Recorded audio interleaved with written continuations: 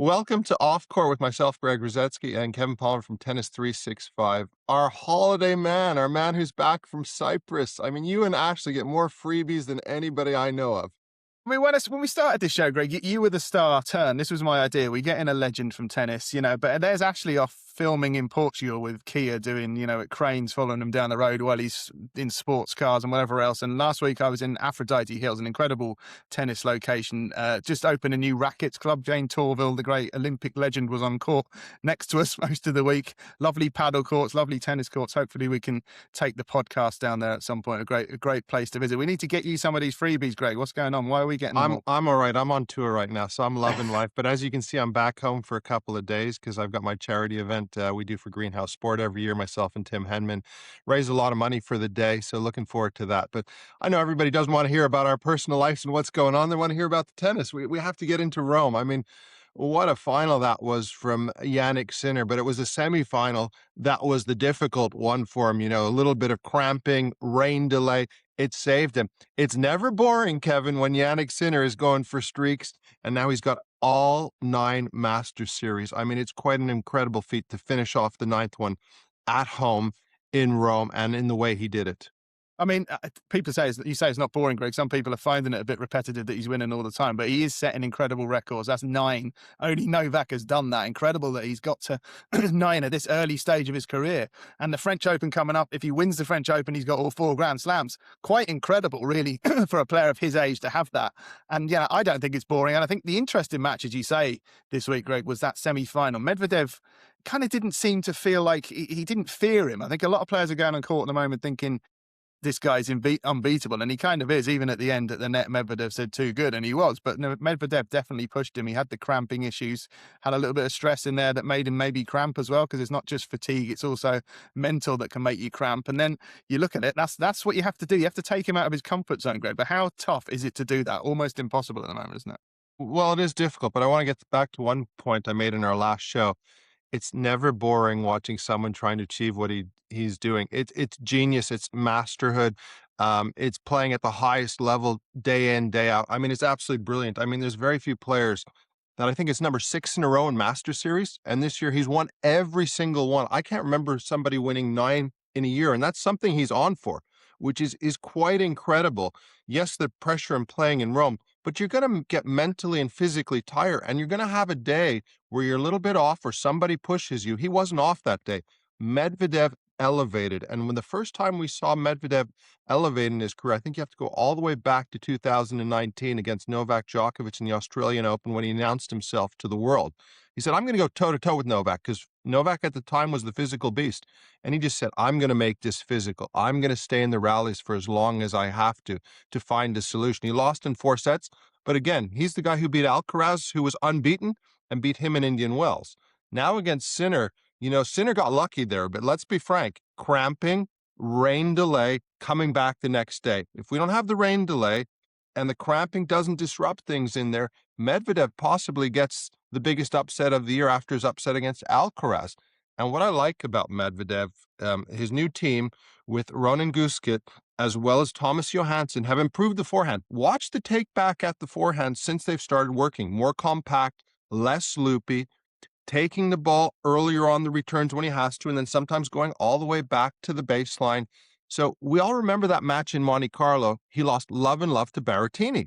Everybody's like, oh my God, this is anomaly. What happened? Berrettini played great, but you could see Daniil trying to put things into his game and use it in a match. It was like a perfect storm.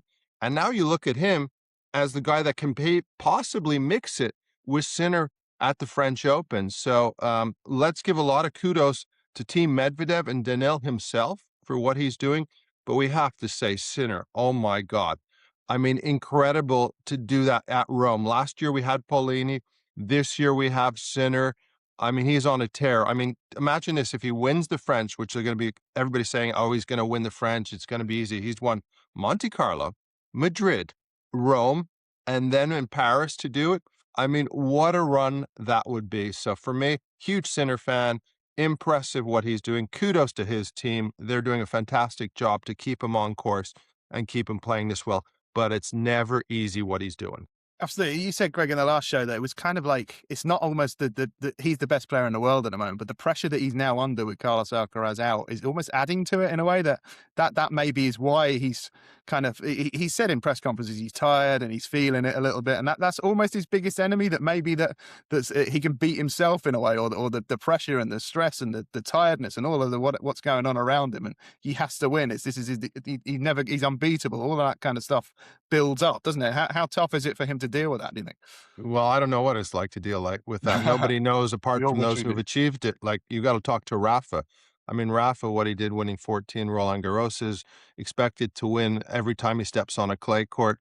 You know, talk to Rafa about that. I don't know what that feeling. There's very few athletes in this world who knows what to do.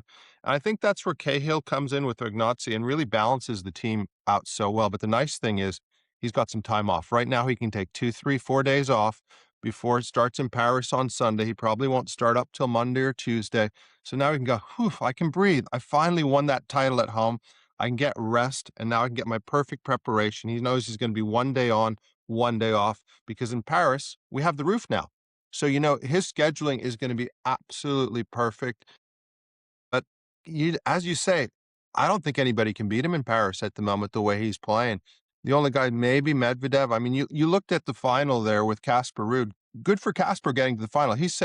Casper said, look, I'm a better tennis player than I was when I had a chance to be number one. Finals of the US Open against Alcaraz for number one, multiple French Open finals. And he says, look, I'm playing better tennis, but my ranking doesn't say it right now. And he was up 2-love in the opening set and still lost 4-4 to Sinner. So there's guys who are trying to find solutions and step up right now, but Sinner's the man to beat. And what a tournament it was in Rome in the men's. But we have to get on to the women's event as well.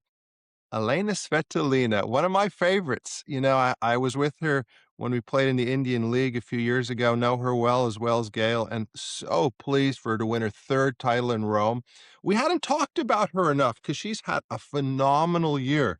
She won in Auckland, semis the Australian Open, where she lost in 3 sets to Sabalenka. Then on top of that, finals of Dubai, lost to Pegula in that final. And then this week, you know, topping it off, Rybakina and beating Coco Gauff in the final. It doesn't get much better than that. Change a racket. You know, she's got this brand you've never heard of, but I'll tell you, that racket is exactly the same as the Babolat 98 or 100 they have, or the new Wilson Python. They're very similar rackets with a lot of power, and she's able to take the ball a little bit earlier, get a little bit more weight a shot, and really taking advantage. Also, the use of the drop shot we're seeing from her. So you got to put Sveta in the mix now in Paris. I mean, it's like, okay, she beats also, I forgot to mention, she beats Swiatek in the semis. Everybody's saying that the queen of clay was back in, and no, it's Elena. So we've got Swiatek, we've got Rybakina, we got Sabalenka, we got Goff, we got Svitolina. Those are kind of the five we're looking at right now. And what are your thoughts, Kevin? Women's tennis, Greg. I mean, honestly, we're looking at Sinner being dominant in men's. In women's, we just don't know what's going on. It's been a wild clay court season. Svitolina has always been a threat on clay. Those 3 titles in Rome confirm it. Wouldn't it be amazing if her mother won a Grand Slam? She's come back from having a baby. A credible tennis player, really, really humble person as well, it seems. But I was particularly impressed by Coco Gauff this week. One interesting comment she said, Greg, I don't know if you saw it in the press conference, that she feels like she's fixed the serve. She's kind of got on top of it now, and she's almost looking at different elements of it, where to place it, you know, what spins to put on it. That if she is in that mindset now, that's a huge breakthrough for Coco. I have to say, I don't know if you saw it or not, there was a second serve she did that landed in the tram lines on the wrong side of the court. So not everything's perfect, you know. That made us club players feel a little good. But if Coco's got that serve fixed with Gavin McMillan, who's been working with her, the biomechanics coach, as they call him, if that is fixed, the rest of her game is so strong. She's a defending champion going into Paris. I think she's got to have a great chance. What have you seen on Coco's serve? Do you see the improvement she's been talking about? Yeah, also with Coco, last year she made the finals of Rome and lost, and then she went on to win the title against Sabalenka in the Hurricane. If you look at her, the 3 motions, we talked about it when Pat Cash was on the show. You know, you rock back, you turn, and then you push up and drive up. So those are the 3 sort of motions you need. If you looked at her upper body, it was collapsing.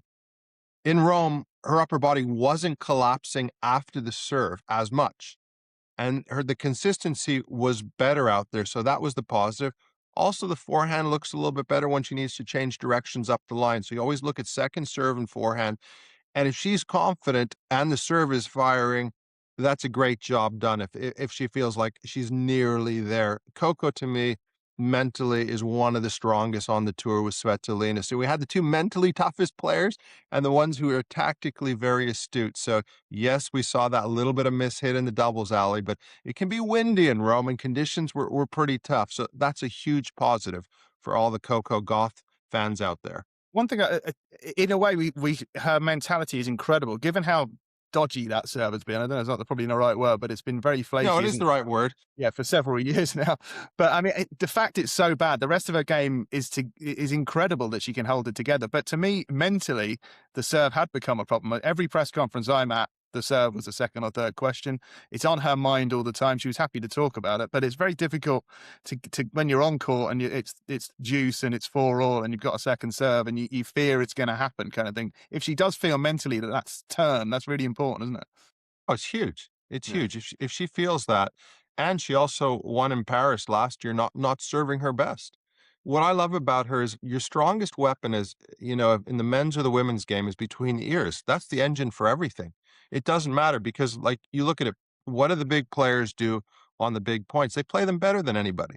That's why they're the top in the world. Break point, game point, all those things. And if she feels that the belief is there and mentally she's being very truthful about it, then that's a huge positive. And for me, she's just tough as nails. She's a brilliant competitor out there and she's maximizing. If she gets that serve where it needs to be, she climbs possibly up to number one in the world. So, we talked about it in our last show about like who's going to win, what's going to happen.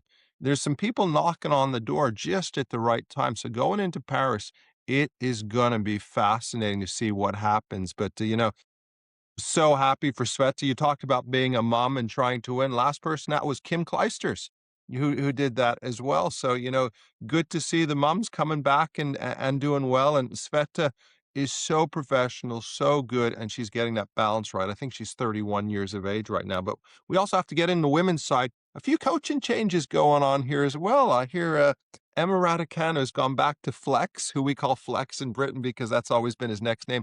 Andrew Richardson, the coach who took Emma to the title as a qualifier at the US Open. I think it's like 5 or 6 years ago. Where's the time flown? What are your thoughts on that with Andrew coming back into the team? I believe he was Tim Henman's best man at his wedding, wasn't he? I think, Greg. He So that was. He was his best man, and also Tim was helping Andrew out a little bit during that US Open run with Emma as well. So I actually played him in the third round in Wimbledon. That's how old we go back. We were the same generation growing up. One of the nicest men you could ever imagine. The last little while, he's been actually working at the David Ferrer Academy, which is just outside of Valencia. He was in charge with that. David Ferrer's brother works there as well, and he was in charge of bringing it up. He did a fantastic job with the academy. More kids coming in, brought the business running in well. So they changed his job title about a week to 2 weeks ago, and now the announcement he's on the road. So I think this, in my opinion, is great news for Emma. Hopefully, you can get that hunger, that fire, get rid of this virus, and get her back to where she belongs. it's interesting with Emma. I mean, there was a lot of talk in Rome.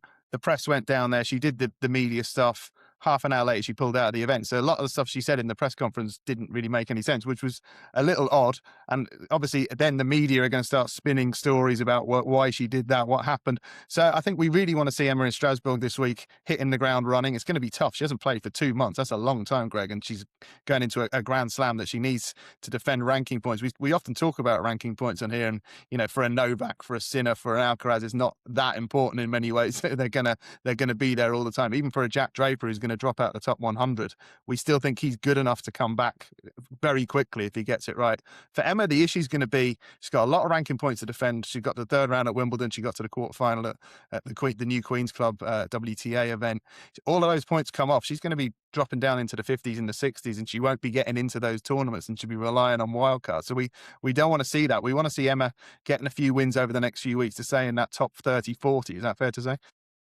Well, I think as a coach, when you're looking at a player, you'd love to get the wins, don't get me wrong, but you want to see improvements in her game. So the key areas that you focus on, it could be return to serve and break points, creating more opportunities. It could be serve plus one. It could be transitioning forward. Can you put those things into play in practice?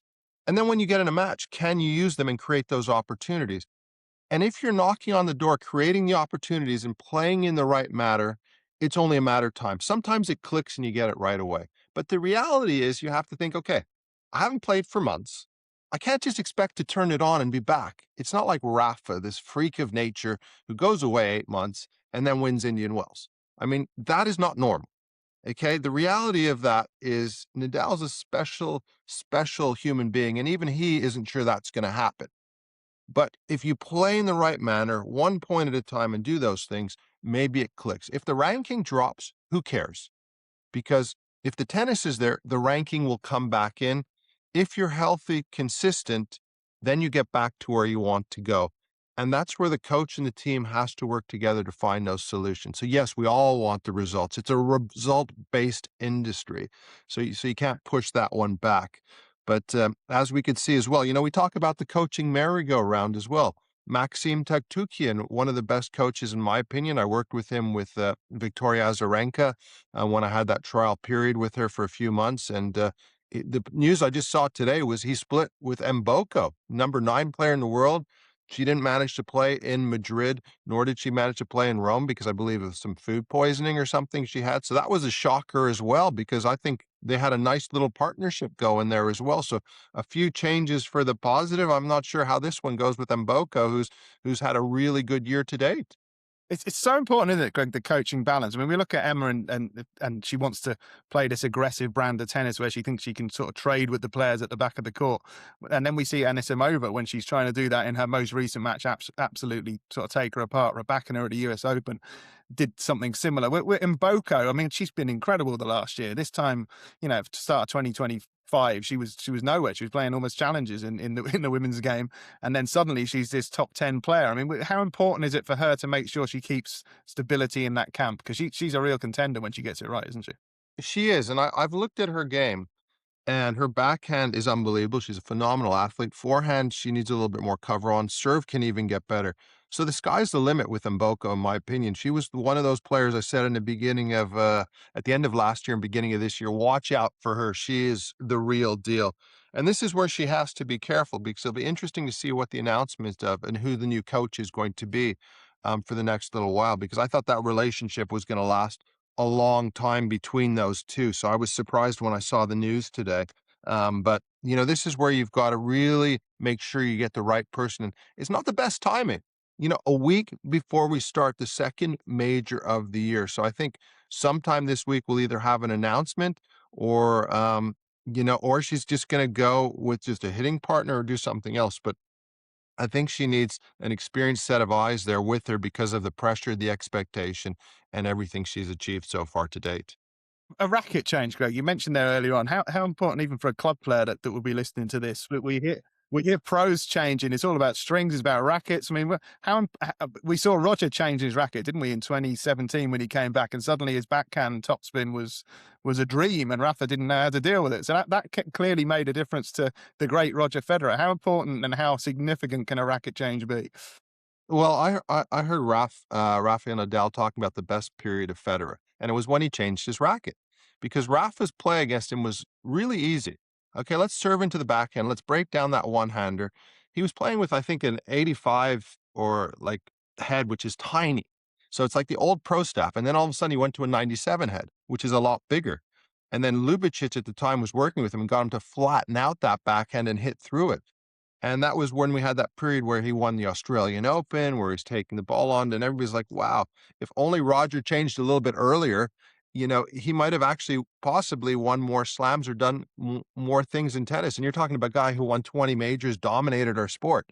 So rackets now make a huge difference. I'm using the Wilson Python right now, which is similar to the Babolat 98. It's their version of it a little bit, and you get a lot of power. So when someone goes high on my one-hander, I can hit it now.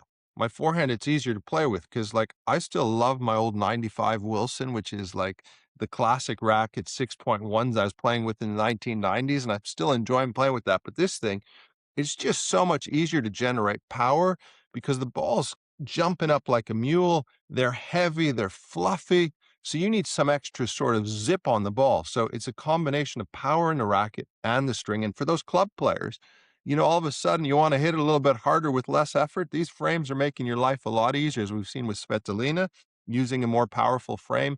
We saw that with Hachinov as well, who made a change. And we see what Alcaraz is playing. Even Sinner's head racket there is quite a powerful thing as well. So you try to take any advantage, because it's not like my generation where the balls were harder. They weren't fluffing up as much. So you take advantage of the equipment. The only thing I say is be careful on the string you use, because the synthetic strings that are in the racket sometimes are really harsh on the elbow. I'm old school. I use half gut, half Lexilon, and the string that's in the main area of your racket, the ones that go up and down are called the main. That's the string that is more dominant of the two. So I go old school gut, and then with the polyester across on the Lexilon, and that saves my shoulder. That's why at 52 I can still play a little tennis. I bet a lot of club players listening to this, Greg, would just get a racket off the shelf in the club shop, walk out and play with it. And how would you advise them to maybe tweak the strings a little bit? Because even at a lower level, it can make a big difference, can't it? Yeah, it can be. It'll save your arm. So ask for a soft poly, because gut is too expensive for most people. If you have the budget, go for it, but it's astronomical for most people. Just get a poly that's soft. Try the rackets out. Try different grip sizes. Go to your pro shop and just ask them for a selection, because also it depends how stiff the frame is. Because sometimes stiff will be more powerful, but then you might want something that's softer on the body. So you've got it's like picking a car. You don't just buy the car off the lot without a test drive. So do the same with your rackets and strings. And it's Well, definitely worth it in the long term. and if Wilson want to start sponsoring this section of the show, Greg, we're all ears, aren't we? So we'll wait for the call on that, right? Well, I'll leave that to you and Ashley. You guys seem to have all the context. So I'll definitely leave that one to you guys. We need to talk about your player Giovanni and Petri Pericard. A pretty good couple of wins down in Bordeaux last week. What were your feelings coming out of it? Well, I felt like he's starting to get where he wants to be, but it's going to take time. So, like, first week we played in Rome, good win against Fernley, and then played pretty solid against Musetti. We had a tough opening match against Vertinen, who played unbelievable against Alcaraz that first set and a bit in Barcelona. The guy can go gangbusters. The thing I'm really happy with is we're creating a lot of break point opportunities, and we're playing the bigger points well. Second round, played great match against Vukic, won 11-3, could have been 11-1. And he's just trying to find that balance between transitioning and return of serve and getting his game together and getting the clarity of how he wants to play and building that confidence. So week one, we won one match. Week two, we've won two matches. And it's just a building process, as I talked about, with Emma. It's the same thing. Let's make you a better tennis player. Let's keep on improving. Let's work this as a team. When he loses, it's we lose. It's not him. It's me. It's the physical trainer. It's the coaches together. When we win, we win. It's not just one person. It's everybody's responsibility on the team. And this week he's in Geneva, strong event, plays actually today against Stefanos Tsitsipas. So fingers crossed he gets through that one. I'll be flying out after my charity event on Tuesday. If he wins that one, I think he plays teen. So that'll be a tough second round. So fingers crossed. We had a good practice session with Tsitsipas in Rome on the Course Central, and I'm enjoying it. I just see, we're starting to see glimpses of what can happen, especially in that second round match. And when we lost to Halles in the quarters, we had 10 break point opportunities. We just didn't capitalize on them. And those are the things. The nice thing is now we're getting a lot of chances to break, and the serve and the transition game is improving. So for me, huge positive with Joe. Great guy. And we're starting to see the vision together clearly, both of us. So for me, it's really exciting, and I'm looking forward to seeing him this week, hopefully in Geneva. And if I'm not in Geneva, I'll be in Paris, depending on how things go today. Sounds great. Great. We're a week out from a slam. Give us some thoughts on what your week before maybe Wimbledon or the French look like. How early would you like to be there, and how early would you be on the court? And Sinner's having a few days off, understandably, but I'm assuming everyone else would be trying to get to Paris quick, aren't they? Well, not always. It depends. Last year, Novak Djokovic played in Geneva, won Geneva, and then made semis. It's pretty hard to do that. But it's like you've got to know what works for you. So if I take myself, for example, I always knew week 3, 4, I always played my best tennis. So for myself, I knew going into that US Open, I played when I made the finals, I played since he lost first round, 7-6 in the third, played New Haven in semis, and then made final of the US Open because I knew the week 3 and 4 I peaked. So for me, when I made quarters of Wimbledon, I made Queens semis, won Nottingham, and then we're peaking the last 2 weeks and made the quarters at Wimbledon before I lost to Pioline. So you've got to know what works for you. Some players like to play the week before, some like to take the week off. When you're Jannik Sinner, you take the week off because you win everything. It's a pretty easy solution. When you're Roger Federer, you do the same. So it's knowing what works for you. For, say, my player right now with Joe, he had an injury period in Monte Carlo. He needs to get the matches. So, Rome, building again, in Bordeaux, played very well, and building again in Geneva. And then depending on how that goes, in Paris, it starts on the Sunday. So it's that experience. And some players get it sooner. The greats know exactly they want the week off. The other ones who takes a little bit more time to get to the top of the game, they need to figure out which weeks on tour do I play my best and can I peak every single week. Some people can just show up and peak. Others need the matches. So that's where you have to find the balance between the two for yourself. It's a very, very personal thing. And that's where the team has to look at the data, look at what the player likes, and find that balance. One player you mentioned there, Greg, Novak, he's had one clay court match, which he lost. I mean, that's not preparation at all, almost. You said he should have potentially played this week. He's not going to. He's going to be in Paris early, I would have thought, and getting as many Well, practice yeah, sets in as he can. well, he's going to try to get as many reps as he can. He's going to get there early. It depends how much you enjoy being in Paris. So some people will get there on the Wednesday, Thursday. Some will get there on the Monday. And for Novak, you can never discount. The thing which I was concerned about in Novak in Rome, he's talked about the body and managing the body. There seems to be some issue there, either physically that he's not able to do what he wants to do yet. Because if his body was allowing him to do what he wanted to do, he would probably have played this week, I'm assuming, because he has to defend the title in Geneva. So obviously the body's not where it's at. And he's going to have to hope that his draw works well, where he can work himself into form in the first week. Because it's going to be rough to defend those semis the way Medvedev's playing, the way Rude's playing, the way Sinner's playing, all these other guys kind of bouncing back. But once Novak gets that head of steam, you can never discount him. I mean, and ultimate, we talked about it many times in the beginning of the year. We talked about it in the middle of the year. The goal for him is Wimbledon this year. That's where he thinks I can get number 25. And with Carlos out, I don't think Carlos is going to be back for Wimbledon this year. I think, that's where Jocko's thinking, okay, that's where I want to peak. That's where I want to be as healthy as possible. But I'm going to try to get my reps in through Paris, maybe play a few tournaments on the grass, and then peak for Wimbledon. Never discount him. If Novak's healthy and the body's there, he can beat anybody. He's still that good. But it kind of feels like this is like crunch time moments coming up from the next few weeks. We're missing Carlos, aren't we, Greg? I mean, the tennis needs that big smile and that big personality. We always miss Carlos, but he's doing the right thing. Health is your wealth. He doesn't want to be like Juan Martin Del Potro, who came back too early, too many wrist injuries, never managed to fulfill his huge potential. What a great player we lost there for long periods of time. And until he's ready, he won't be back. But I'm enjoying this Sinner role, I have to say.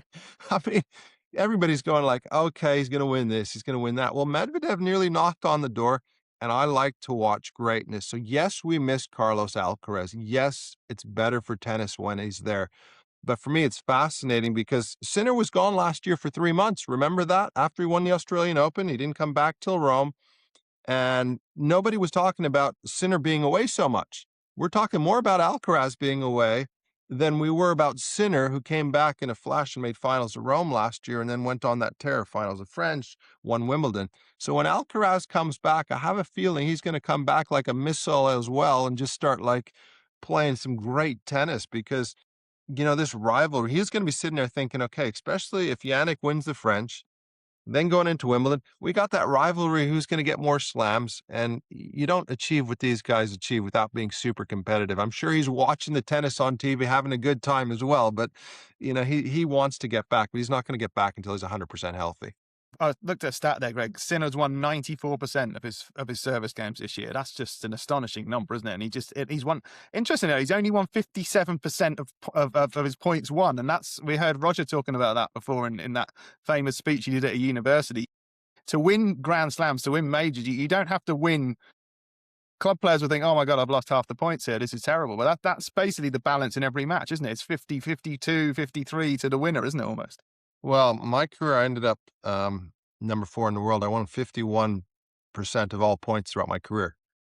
When Djokovic had his supreme year, remember that year where he almost didn't lose a match? He won 56% of points, all points. 57 is ridiculous. It's insanity. But people don't think 7% plus on points out of 100 is a lot. It's huge in tennis.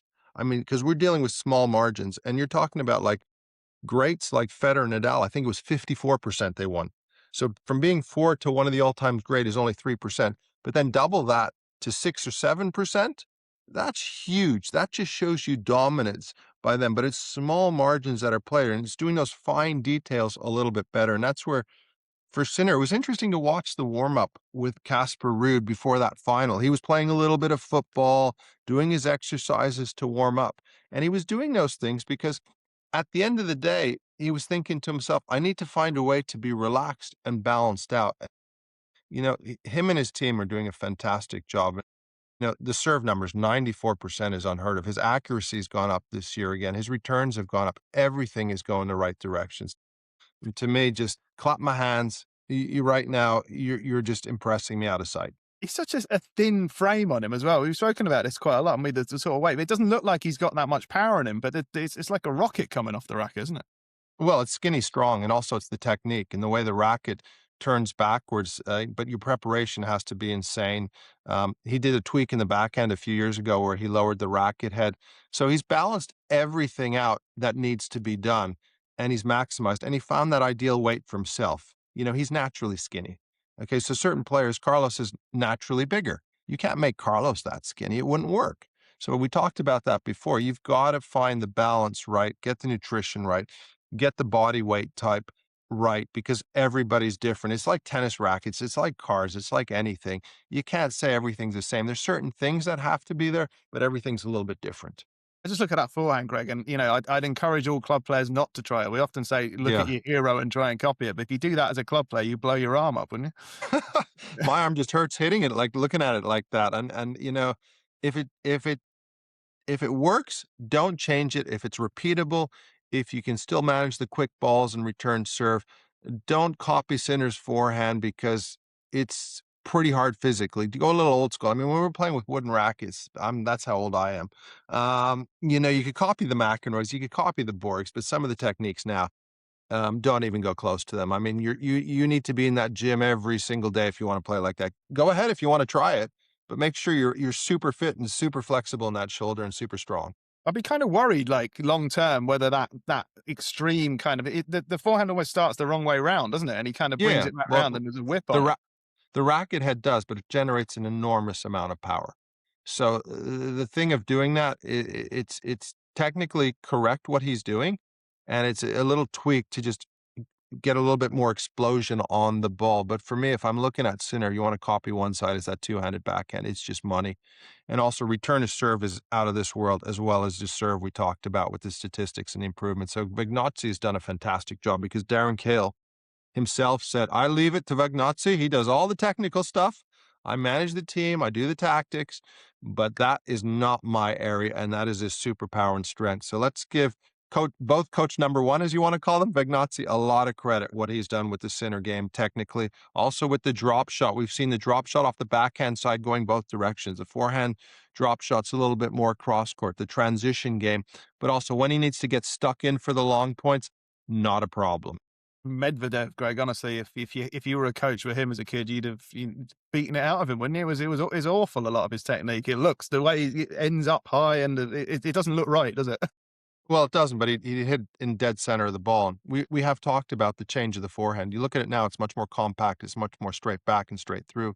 Johansson's cleaned that up because he wants him to take this return to serve early. So they had a little bit of time before they started up, and that was one of the key areas that they needed to improve. And we saw the results in Rome. We saw the bad result for him in Monte Carlo where he got crunched, but he stuck with it and he believes in it. So, that's also part of the thing of being a coach is you got to convince the player this is the right way. This is what we need to do if you want to compete with Sinner and Alcaraz. And Medvedev was willing to make that change even taking that bad loss in Monte Carlo, where he didn't play badly. Berrettini played great, but he stuck with it. And now they found the balance of positioning of return and court positioning. And Medvedev is one of the greatest competitors of our sport. Guy's been number one, won a major. So, I'm happy for the team, what he's doing, and I'm glad to see him standing up to the big boys. Great. Let's wrap this up. But a few thoughts on the week ahead. What are we looking for in the tournaments around Europe? Well, we're looking who can get a little bit of a hot hand before Roland Garros starts. My guy plays Tsitsipas. You got Lerner team playing. What's Novak going to do in the lead practice week up?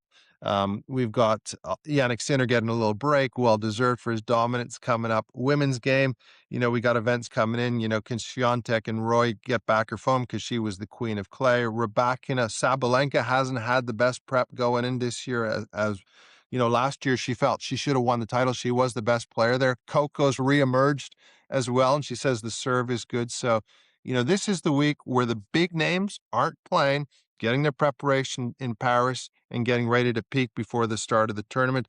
The other names are trying to find their form leading into Roland Garros. And who's going to be the surprise in the men's and the women's? That's the big questions. Men's, we're talking Sinner, who's the big hot favorite to win.